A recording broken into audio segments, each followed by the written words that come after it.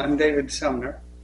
I have the privilege of being married to Miss Doris, and she's the one that does most of the podcast. But we are also doing another podcast channel, which is called According to Esther. And we study in some detail the book of Esther in the Old Testament. And therein is the story that I bring to you today. The king is a madman.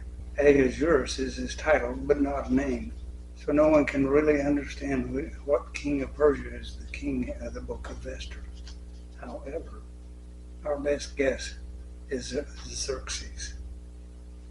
The book opens with a set of banquets.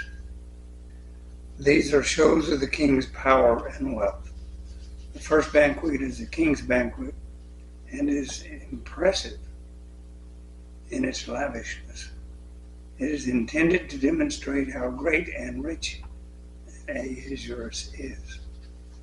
Near the end of the banquet, the king orders his queen to come before the guests and display her royal beauty. Queen Vashti was noted for her form and facial beauty. She refuses to come, and the king, after consultation with his advisors, banishes her from his presence and her position.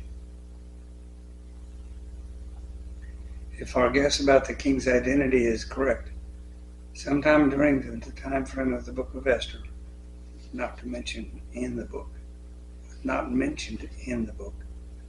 the king goes off to war with Greece.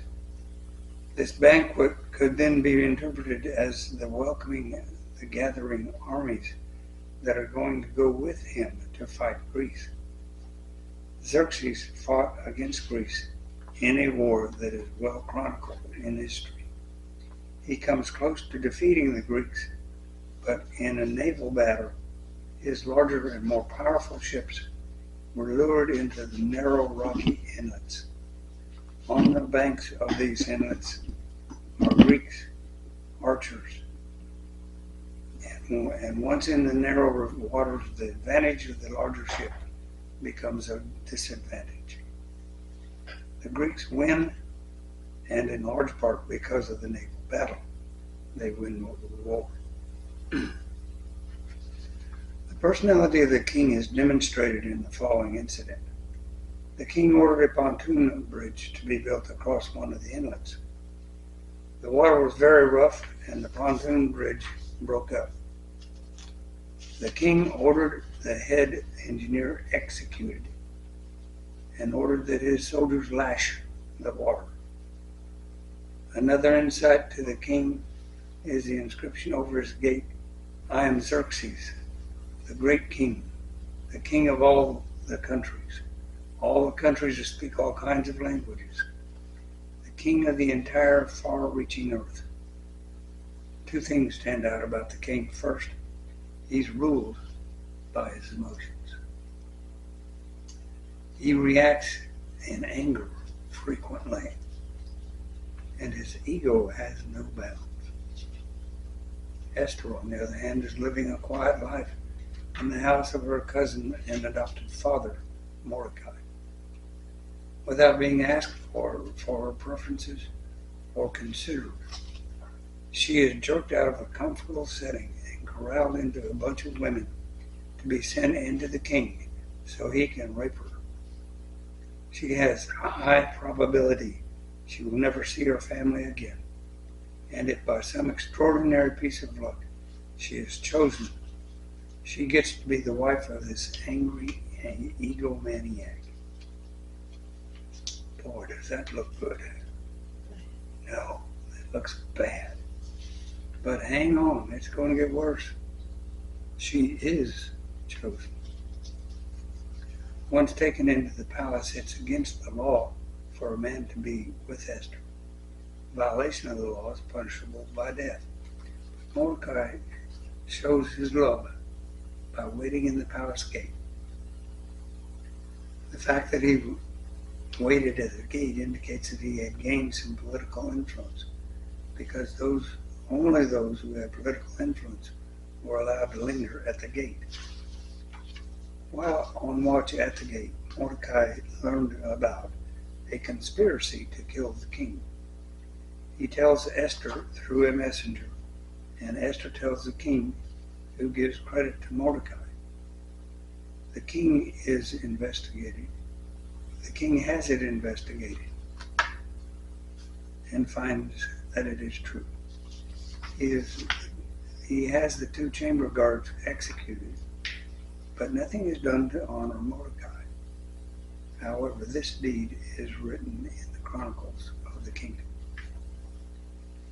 A man named Haman gains the attention of the king and rises to the position of prime minister.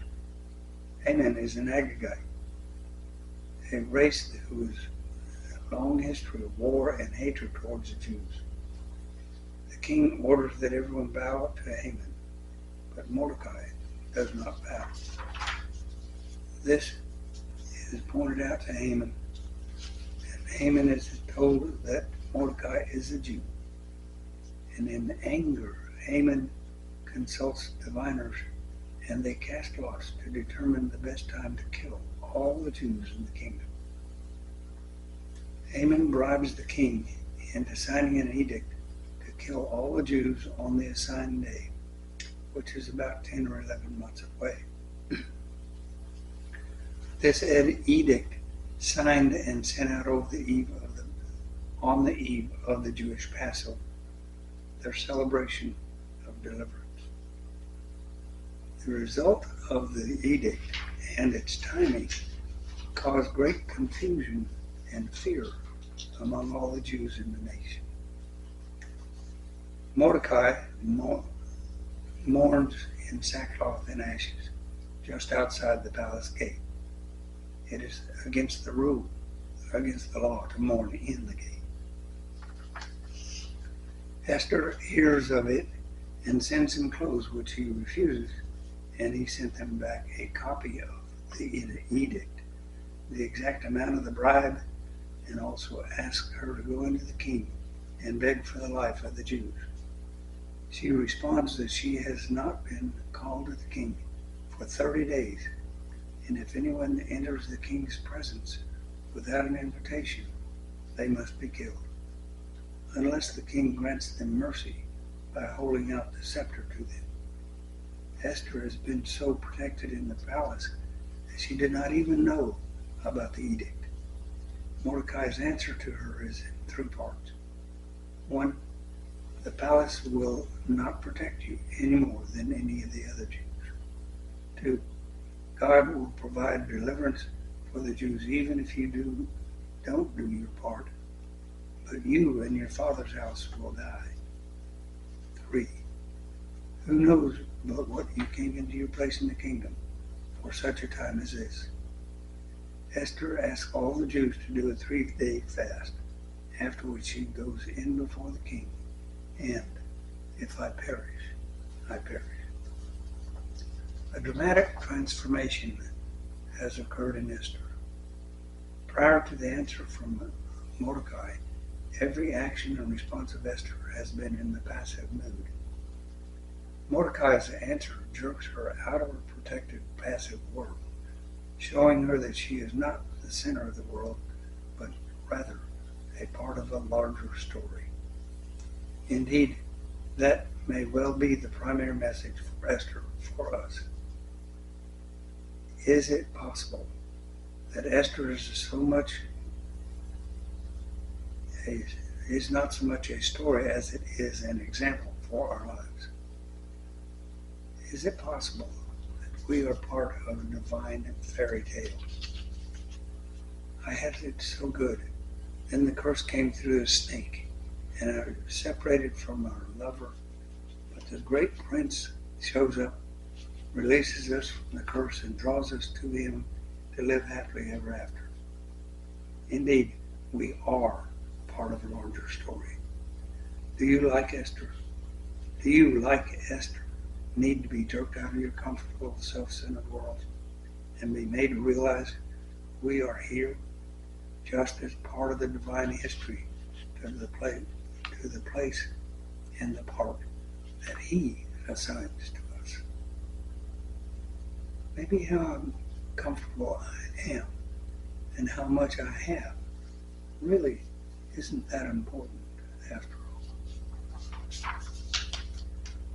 Thank you for your wisdom, Lord, and thank you for your revelation. May we have the evaluation of ourselves that you have. So be it. Amen.